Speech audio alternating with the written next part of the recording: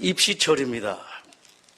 아직까지 계속되고 있죠. 수능은 끝났고 수시가 있고 실기시험 있고 이제 발표가 남았습니다.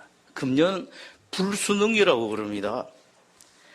너무 어려워서 이미 미리 결과를 보기 전에도 재수를 결정한 학생들이 많다고 합니다. 재수란 참으로 힘들고 어렵습니다. 아마 이 자리에 계신 분들 가운데 재수 혹은 삼수하신 분들이 계실 텐데 참 어렵죠. 공부를 똑같은 걸 새로 해야 되니까요. 재수 삼수하는 학생들 보면은 안쓰러운 마음이 참 많이 있습니다. 그러나 합격만 보장이 된다면 재수는 필수적으로 해야 할 만큼 인생에 큰 도움이 됩니다. 정말로 그렇습니다. 정말로 합격만 보장이 된다면 꼭 한번 하는 게 필요하고, 저는 군대도 그렇게 생각합니다. 군대는 어차피 제대하니까요. 저는 33개월 만에 제대했습니다만 좀 1년 한 반 정말로 필수라고 생각해요. 안 가신 분들은 지금이라도 비슷한 데라도 한번 갔다 오시면 좋을 것 같습니다. 정말로 큰 도움이 됩니다. 그래서 하는 말이 합격만 보장되면 재수는 필수라고 합니다. 기도가 그렇습니다, 여러분. 기도만큼 귀중한 것이 없고 기도만큼 힘있고 또 권세가 있는 것이 없습니다. 그럼에도 불구하고 아마 여러분들도 공감을 하실 거예요. 기도하다가 자주 기도하는 것을 포기합니다. 까닭이 있죠. 그냥 뻔히 좋은데도 그냥 기도를 포기하는 까닭이 있습니다. 거기는 여러 가지 이유가 있겠습니다만 그중에서 가장 큰 이유는 아마도 기도를 했는데도 응답이 없고 또 기도를 더 해도 응답될지 확신이 서지 않기 때문일 것 같습니다. 근데 예수님께서 이것을 비유로 하신 말씀이 있습니다. 참 많이 닦여서 그러셨죠. 저도 그렇습니다. 저도 기도하는 거 쉽지 않습니다만 우리 성도들을 볼 때에 저도 딱한데 또 모든 것을 아시는 예수님이 얼마나 딱하셨겠습니까? 예를 들면 예수님께서 그러십니다. 여기까지만 요렇게만 좀 기도하면 돼. 요렇게만 좀 더 기도하면 될 텐데 라는 것을 저는 모르지만 예수님이 아실 텐데 그만 포기하시는 분들을 보고 얼마나 안타까운 마음이 계시겠습니까? 이렇게 말씀하십니다. 어느 도시에 아주 악한 재판장이 있었다. 그 도시의 한 과부가 원수에게서 원통한 일을 당했다. 과부의 그 원통함을 풀어줄 수 있는 사람은 그 재판장뿐이었다. 과부는 재판장을 찾아갔다. 한두 번 찾아가는 것이 아니라 귀찮을 정도로 찾아갔다. 계속해서 찾아가서 제발 내 원한을 풀어달라고 하소연을 했다. 예수님께서 그 재판관을 이렇게 말합니다. 불의한 재판관이다. 악한 재판관이다. 하나님을 안 무서워하고 세상 사람들 눈도 두려워하지 않는 사람이라고 말씀하셨습니다. 가끔 아마 여러분들도 보수든지 또 아직 진보든지 간에 판사들을 보고 그런 생각하셨을 경우가 있을 것입니다. 저렇게 어떻게 재판을 하나. 실제로 저는 교우들한테 그런 소리를 들으면서 가슴 아플 때가 되게 많아요. 정말로 많습니다. 더더구나 제가 법을 한 사람이기 때문에 그럴 때마다 제가 그렇습니다. 제가 하지 못한 주제에 내가 판사 안 되기를 정말로 잘했다. 사람이 바뀌거든요. 검사는 더 많이 바뀌고 판사도 참 많이 바뀌는데 그런 생각을 했습니다. 판사 안 되기를 정말로 잘했다. 돈 없고 배경 없는 과부의 원한 같은 것은 안중에도 없는 재판장이었습니다. 지금도 많이 그래요. 변호사 안 데리고 오는 이 원고, 피고는요, 재판장이 얼마나 무시하는지 모릅니다. 다 그런 건 아닙니다. 물론 아닌데 상당히 많이 그래요. 변호사가 있어야지 제대로 대답을 해주고 제대로 또 물어보기도 하고 그렇게 하는 판사들이 많습니다.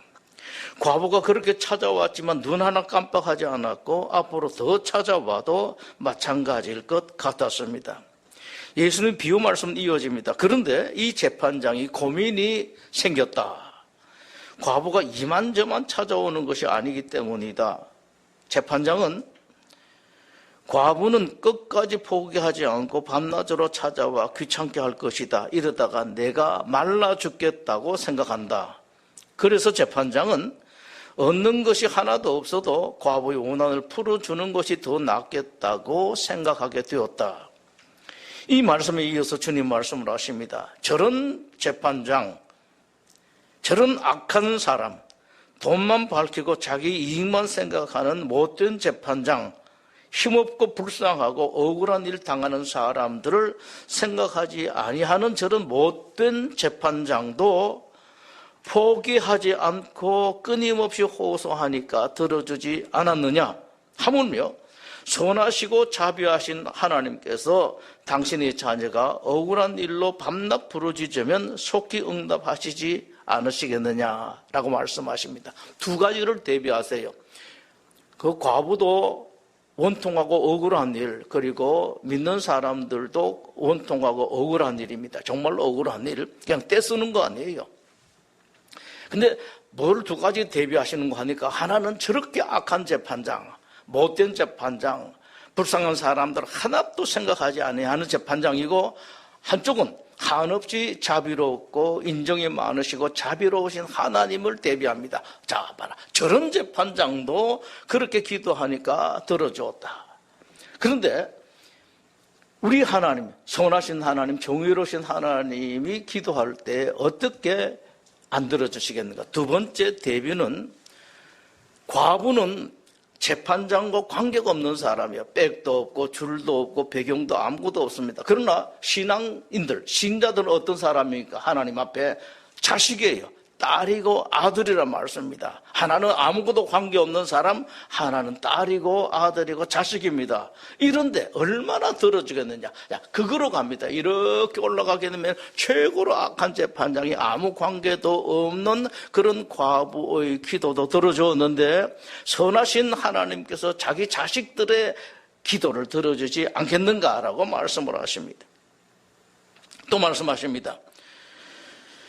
그래서 이 말씀이죠. 과부는 재판관에게 바치는 뇌물도 없고 연줄도 없는 그야말로 아무것도 아닌 과부였다. 그런데 그런 아무것도 아닌 과부, 아무 관계도 없는 과부가 그렇게 호소하고 부탁하니 들어주었다. 그에 비해서 너희들은 하나님께 얼마나 귀한 자식이냐. 하나님은 너희들의 아버지가 아니냐. 그런 너희들이고 그런 하나님인데 너희들이 계속 기도하면 하나님께서 얼마나 잘 들어주시겠는가. 이 말씀을 지금 하고 있습니다. 하나님께서 오래 모른 척 하시겠느냐. 바로 이겁니다. 기도했는데 응답이 없습니다. 그런데 우리 생각에는 아주 오래되고 참 길고 안 응답해 주실 것 같습니다만은 오래지가 않습니다. 오래 응답하지 않으시겠느냐. 오래 모른 척 하시겠느냐. 그런데 왜 기도하다가 낙심하고 중단하고 포기하고 마느냐라는 말씀이 오늘 예수님의 말씀이세요. 그러면서 말씀을 하십니다. 불의한 재판장이 말한 것을 들으라. 하물며 하나님께서 그 밤낮 부르짖는 택하신 자들의 원한을 풀어주지 아니하시겠느냐. 그들에게 오래 참으시겠느냐. 내가 너에게 이르노니 속히 그 원한을 풀어주시리라. 주님의 말씀을 여러분 들으십시오. 그러니 기도하다가 낙심하지 말아라. 포기하지 말고 중단하지 말고 끝까지 기도하라. 그러면 반드시 하나님의 응답을 받고야 만다라는 그런 말씀이십니다. 한번 해보십시오, 여러분. 뭐 큰 손해 볼 거 없잖아요. 여러분들에게 굶어가면서 잠 안 자고 기도하라 그러시는 것도 아닙니다.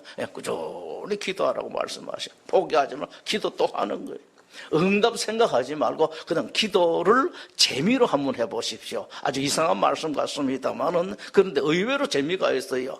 재미랑 하나님 또 왔습니다. 이거 뭐 또 왔습니다. 너무 하나님한테 그 정색하고 그러지 말고 아버지니까 또 여러분들은 아마 나이가 많아도 하나님 앞에 기저귀 차고 있는 그 정도 나이밖에 안 돼요. 하나님 또 왔습니다. 뭐 어쩔 수 있습니까? 제가 갈 때가 하나님밖에 더 있습니까? 하고 그렇게 가는 거예요.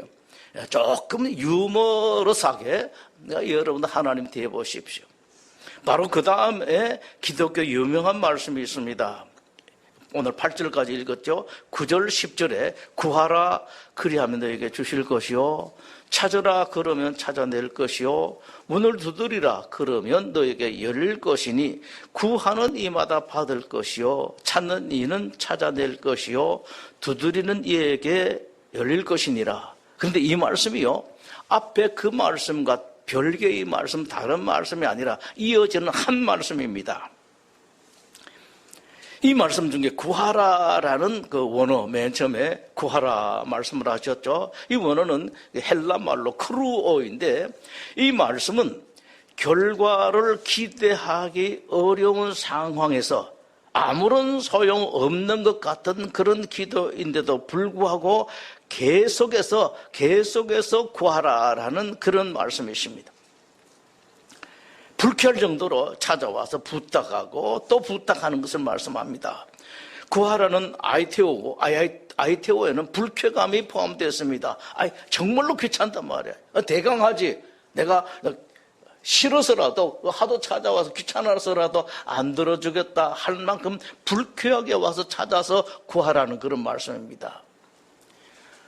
우리는 기독교인들이 현재 너무 쉽게 기도해요. 너무 쉽게 기도합니다. 너무 쉽게 하나님께 기대합니다. 이 정도 했으면 들어주시지 않겠는가? 그렇지 않습니다. 예수님께서 하신 말씀 구하라 아이테오는 불쾌할 정도로 정말로 끈질기게 옛날에 끈질기게라는 말을 생각할 때에 옛날 제 친구 생각납니다. 한 20대 말에 회사 다닐 때에 저처럼 경상도 사람인데 끈질기게라는 경상도 말은 없어요. 잘 안 씁니다. 다른 소리 하는데 근데 배웠는데 그걸 제대로 하지 말고 끈질기게 거꾸로요. 끈질기게 하는데 제가 가끔 농담할 때 그렇게 합니다. 하나님께 기도를 끈질기게 해라. 끈질기게 해야 됩니다. 또 하는 겁니다. 여러분. 또 두드리라는 말씀의 원어는 헬라어라는 크루오인데 이 말씀은 결과를 기대하기 어려운 상황에서 아무 소용없을 것 같은데 계속해서 두드리는 말씀입니다. 아무 소용없다. 예를 들면은 남편이 그만 기도해라. 뭐 또 기도할 건 뭐 있느냐. 그런 게 아니라는 말씀입니다. 그럴 때도 가능성이 없어도 계속해서 두드리라. 그렇게 하면은 받고 찾고 열릴 것이라는 그런 말씀이십니다. 여러분 여기서 여러분 생각하실 것은 우리 기도는 그동안 너무 쉬운 기도로 생각했다. 이건 여러분들이 좀 생각하셔야 돼요. 얻는 거는 대단한데 정말로 거기 있으면 대단한데 그런데 기도는 너무 쉽게 해요. 너무 쉽게 합니다. 다시 구하면 주실 것이요 찾으면 찾아낼 것이고 두드리면 열릴 것이라는 것은 주님의 약속입니다. 그렇게 약속하셨기 때문에 여러분들이 포기하지 않고 끝까지 기도하면 절대로 하나님께로부터 실망당할 일이 없습니다. 문제는 기도하지 않는 겁니다. 온갖 이유가 다 있습니다, 여러분. 근데 이유에 대해서 여러분들 하나씩 그냥 쭉쭉 그어나가세요. 이건 아니다. 이유, 어떤 이유든지 쭉쭉 그어나가 이건 아니다 하고 기도하는 좋은 일이 사랑할 때, 기도할 때 이런 일에 있어서는 어떤 사랑하지 못하는 이유 쭉쭉 그어버리세요. 기도하지 못한 이유는 쭉쭉 그어버리십시오. 그건 어둠이 원수가 하는 일입니다. 적지 않은 사람들이 기도하는 척만 하고 실제로 기도하지 않습니다. 아주 미안한 표현입니다만은 정직하게 들여다보면 그런 일이 있습니다. 기도했다.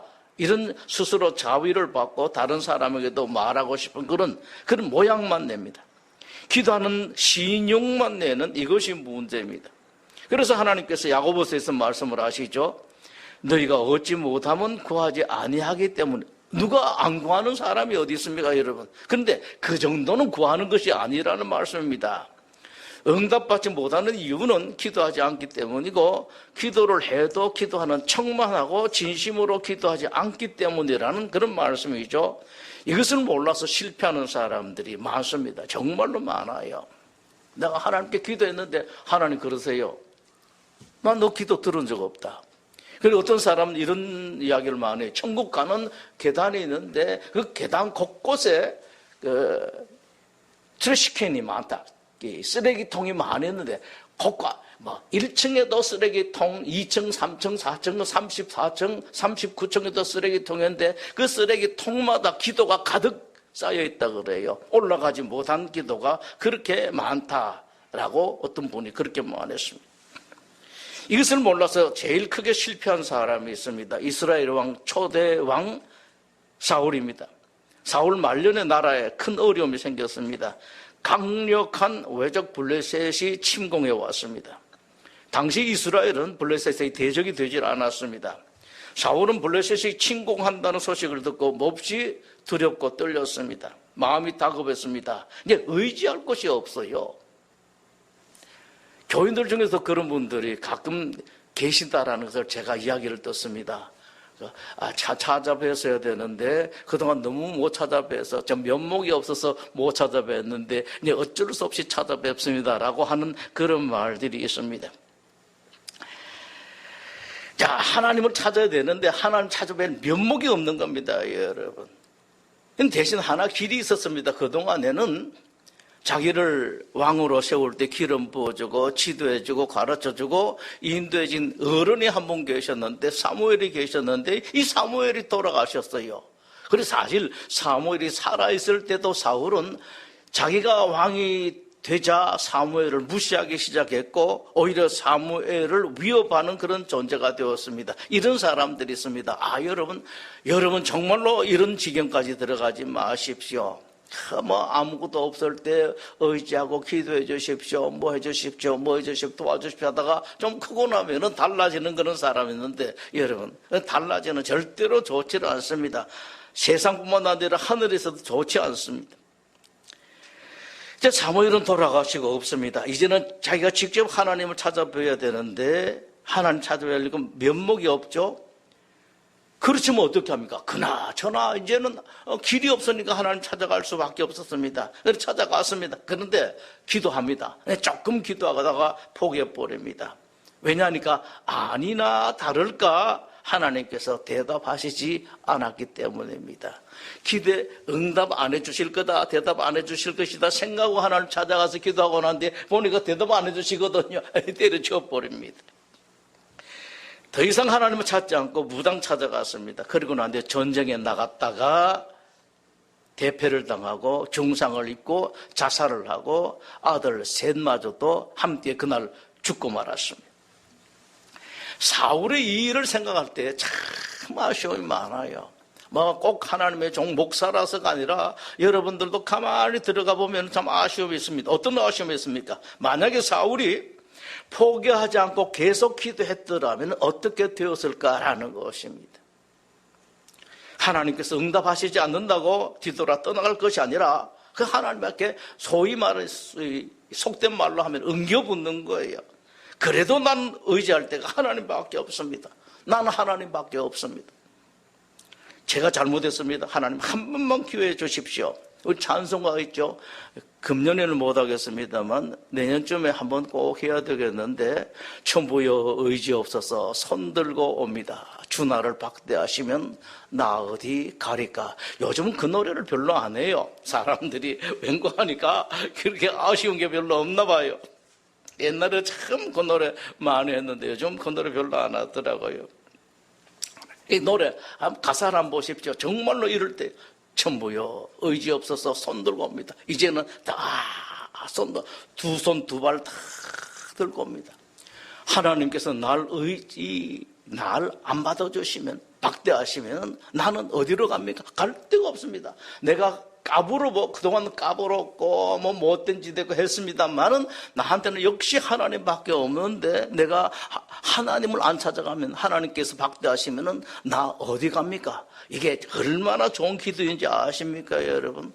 하나님 이런 기도를 기다리세요. 여러분 잘 아십시오. 여러분이 죄 안 짓고 잘하고 뭐하고 하는 것보다 더 좋아하시는 것이 돌이켜서 하나님께 돌아오는 겁니다. 심지어는 바울이 어떻게 말했습니까? 차라리 죄 짓는 것이 더 낫다. 죄 있는 것에 은혜가 있다라고 말씀하죠. 그러면서 한마디 말씀하시죠. 그렇다고 우리가 죄를 지을 수는 없지 않은가? 그런데 사실은 죄 지은 사람이 더 은혜가 있다는 그런 말씀입니다. 그래서 저는 하나의 목사로서 인간의 말로 여러분들에게 드리는 말씀이 있습니다. 죄 안 짓고 살아가는 것보다도요, 죄 짓고 하나님께 돌아가는 편이 훨씬 더 나았습니다, 여러분. 웃기는 이야기죠. 참 이상한 이야기는 같습니다만 실제로는 그래요. 그게 집 나간 아들, 집에 있는 아들의 비유가 바로 그겁니다, 여러분. 하나님, 나 어쩝니까? 어디 갑니까? 하나님 안 받아주시면 어디 갑니까? 하나님밖에 없습니다. 그렇게 했더라면 어떻게 되었을 것 같습니까, 여러분? 우리 하나님 어떤 하나님이십니까? 하나님께서 그런 기도를, 그런 노래를 듣고, 노래가 아니죠. 기도를 들으시고도, 야, 이놈 자식아, 내가 지금까지 한 것 보면 난 다시는 너한테 귀 안 기워, 너 안 들어준다. 그렇게 할 것 같습니까? 우리 하나님 절대로 그런 하나님이 아니죠. 여러분 성경을 보십시오. 성을 읽으시면은 우리 하나님이 어떤 하나님인가가 정확하게 나옵니다. 절대로 그런 하나님이 아닙니다. 사랑의 하나님, 자비의 하나님, 긍휼의 하나님이십니다. 하나님이 싫어서 떠난 사람, 하나님을 뒤돌아선 사람, 심지어는 하나님을 저주하고 간 사람, 누굽니까? 베드로잖아요. 그렇게 불순종한 사람도 돌아오면 너무도 좋아서 기뻐하시고 반겨주시는 하나님이십니다. 여기서 아이러니 한 말씀을 하나 드리겠습니다, 여러분. 성경에서 가장 큰 죄를 지은 사람이 어떤 사람인 것 같습니까? 성경에서 제일 큰 죄를 지은 사람은 사실은 다윗이에요. 참 무서운 죄를 지었습니다. 그런데 성경에서 제일 하나님으로부터 사랑받은 사람이 누굽니까? 다윗이라고요. 이 아이러니, 이런 하나님의 딜레마가 있습니다, 여러분. 이 하나님, 그런 분이 바로 우리 하나님이시라고요. 그렇게 좋아하십니다. 여기서 여러분들이 아실 것은 그겁니다. 하나님은 어떤 하나님인가 이 제대로 알고 사시는 겁니다. 못된 아들이 있었죠. 아버지가 아직 돌아가시지도 않았는데 돌아가시면은 주실 상속분을 미리 달라고 합니다. 얼마나 졸라댔습니까? 기어이 그 상속분을 받아서 외국에 나서 다 탕진했습니다. 돈이 떨어져 쫄쫄 굶었습니다. 돼지가 먹는 돼지밥이라도 제대로 얻지 못할 정도였습니다.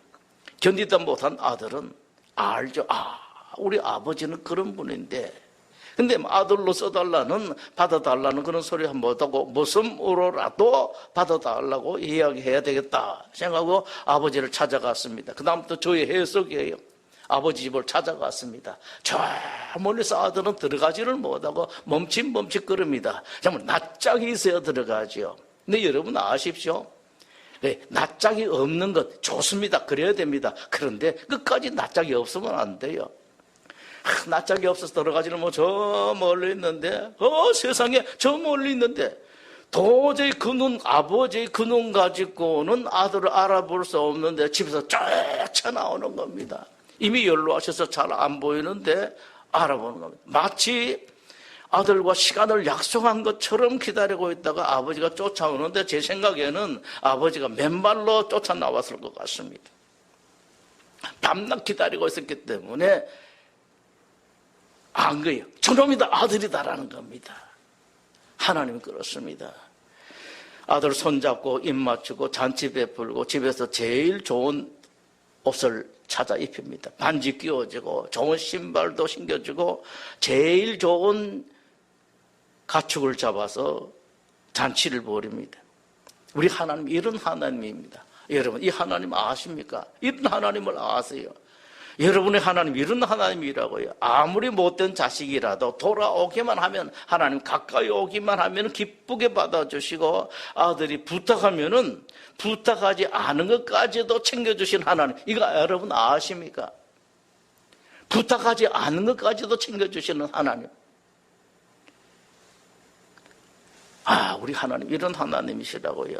만약에 사울이 하나님을 계속 찾았더라면, 계속해서 하나님 불렀다면, 계속해서 기도했더라면은 너무도 하나님께서 좋으셔서 부탁 들어주는 것뿐만 아니라 집 나간 아들처럼 반지 끼워주고 새 옷 입히고 신발 신기고 제일 좋은 송아지를 잡아서 잔치를 베풀어 주셨을 것입니다. 블레셋은요 아무것도 안 합니다. 까짓 그거요. 무슨 블레셋? 이걸 말씀하시는 것이 야곱과 그의 형 에서의 이야기라고요. 400명 데리고 들어오죠. 하지 않습니까? 이 하인들을 보냈더니만 이 형님이 400명 군사를 데리고 옵니다. 사람들 데리고 오는데 어떤 사람 이렇게 되게 아주 순진하고 좋은데 형님은 동생을 맞으러 나오는데 400명이나 데리고 나왔다. 아이 동생 맞으러 오는데 누가 400명이나 데리고 왔나 봐요. 죽이지는 못하더라도 뭐 제대로 손치급 보고 좀 뭐 그렇게 하려고 나왔는데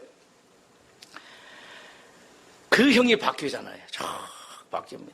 하나님께서 그렇게 바뀌었죠. 사울은 하나님이 이런 하나님인 줄 몰랐습니다. 기도하는 모양만 되었고 그러다가 이내 기도를 그만두고 말았습니다. 거기다가 하나님을 더 가슴 아프게 하죠. 어디 갔습니까? 무당 찾아갔어요. 그러다가 결국 비참한 최후를 맞이하고 온 집안이 망하고 말았습니다. 하나님께서 예레미야 33장에서 말씀을 하십니다. 너는 내게 부르짖으라. 내가 내게 응답하겠고 내가 알지 못하는 크고 은밀한 일을 내게 보이리라. 부르짖으라라는 이 말씀에는 간절하게 기도한다는 의미가 있겠습니다만 함께 있는 것이 하나 더 있습니다. 계속해서 하나님을 찾는다는 의미가 아주 강하게 들어있습니다. 계속해서 하나님을 바라보고 계속해서 하나님과 구하라는 그런 말씀이십니다. 그 말씀 하시고 난 뒤에 이어서 대단한 약속을 하십니다. 예레미야 33장 6절에서 9절 하나님 말씀 들으십시오. 내가 이 성읍을 치료하며 고쳐 낫게 하고 평안과 진실이 풍성함을 그들에게 나타낼 것이며 내가 유다의 포로와 이스라엘의 포로를 돌아오게 하여 그들을 처음과 같이 세울 것이며 내가 그들을 내게 범한 그 모든 죄악에서 정하게 하며 그들이 내게 범하며 행한 모든 죄악을 사할 것이라. 이 성읍이 세계 열방 앞에서 나의 기쁜 이름이 될 것이며 찬송과 영광이 될 것이요 그들은 내가 이 백성에게 베푼 모든 복을 들을 것이요 내가 이 성읍에 베푼 모든 복과 모든 평안으로 말미암아 두려워하며 떨리라. 세상 사람들이 그렇습니다. 여러분 그렇게 한번 돼 보십시오. 다른 사람들이 보고 야, 참 저 집은 정말로 하나님이 사랑하는 집이다. 어떻게 하나님께 저런 복을 주셨는가? 내강 주시는 것도 아니까 쏟아 부어 주셨다. 야, 그 말씀 하시는 것이 내가 베푼 모든 복과 평안으로 말미암아 사람들이 두려워하며 떨리라라는 말씀입니다. 예레미야 33장 9절의 말씀입니다. 이어서 10절에 또 이렇게 말씀하세요.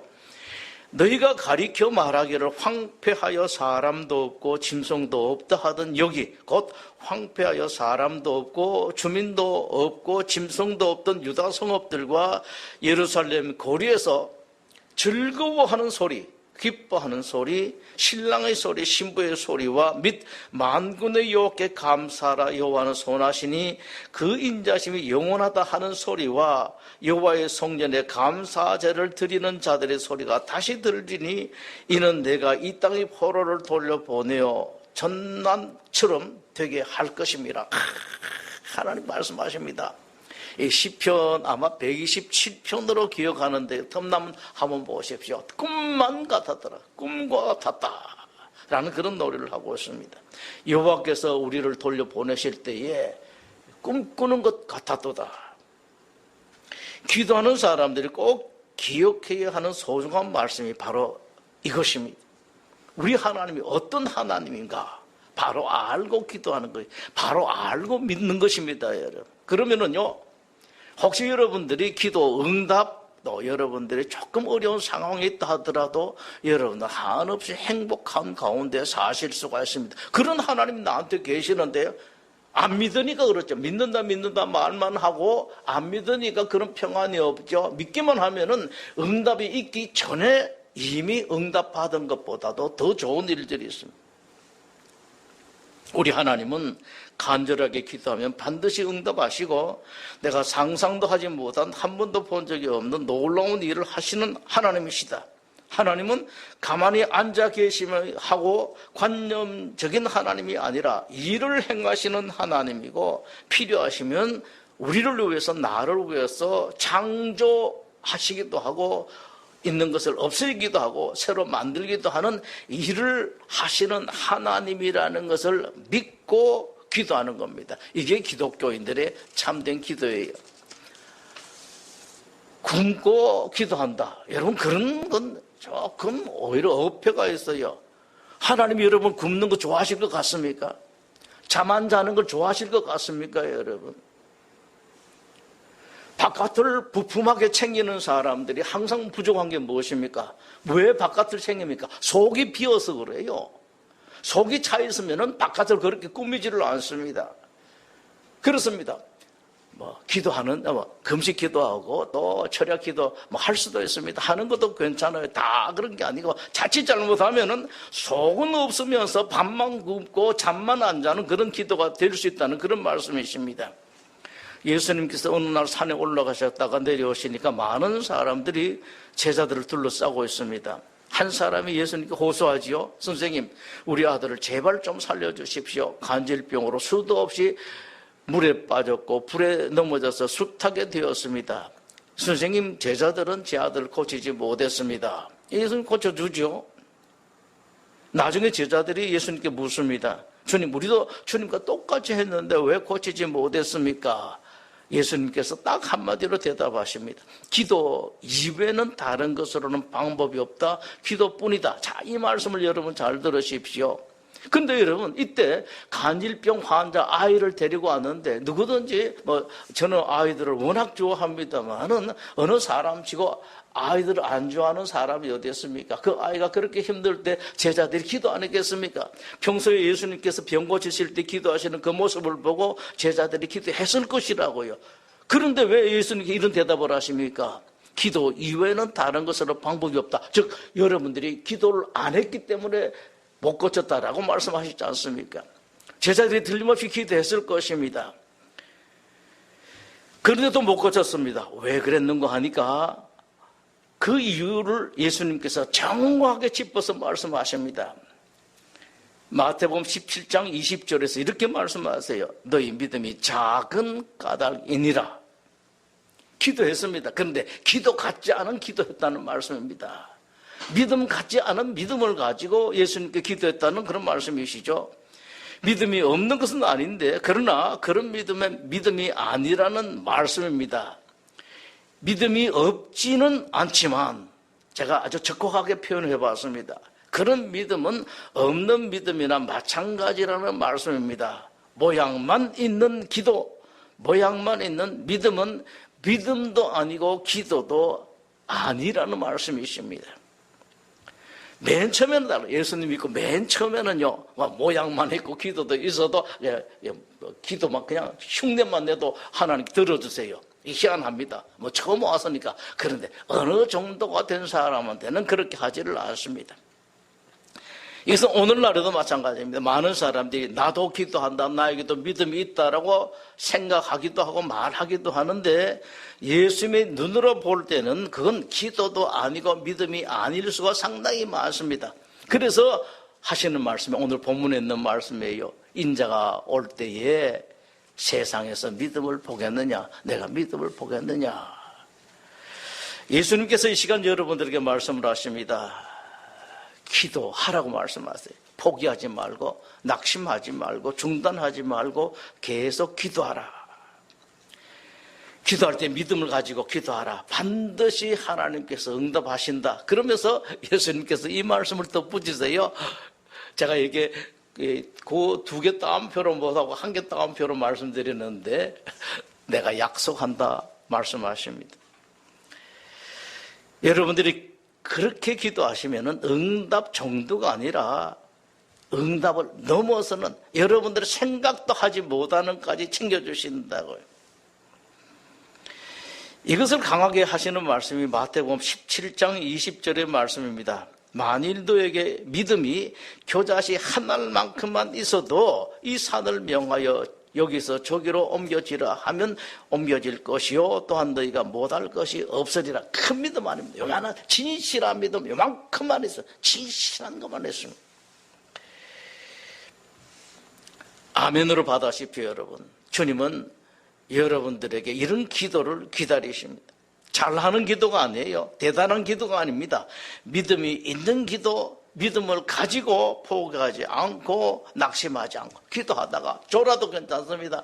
예배당에 와가지고 졸아도 아주 졸죠. 그 시간 되면 얼마나 졸렸겠습니까? 졸아도 괜찮고 하다가 또요, 기도할 때 여러분들 그런 것도 경험하셨죠? 잡생각이 자꾸 나요. 이런저런 딴 생각이 나요. 괜찮아요, 그것도 여러분. 그 기도 못하는 거 아닙니다. 사람이란 당연히 기도하다 보면 자꾸 딴 생각이 나요. 그러다가 돌아오는 거죠. 아이고, 하나님 다시 합니다. 다시 시작합니다. 그런 순전한 기도를 얼마나 좋아하시는지 아닙니까? 믿음이 있는 기도, 계속해서 하는 기도는 반드시 응답을 받습니다. 기도하겠습니다.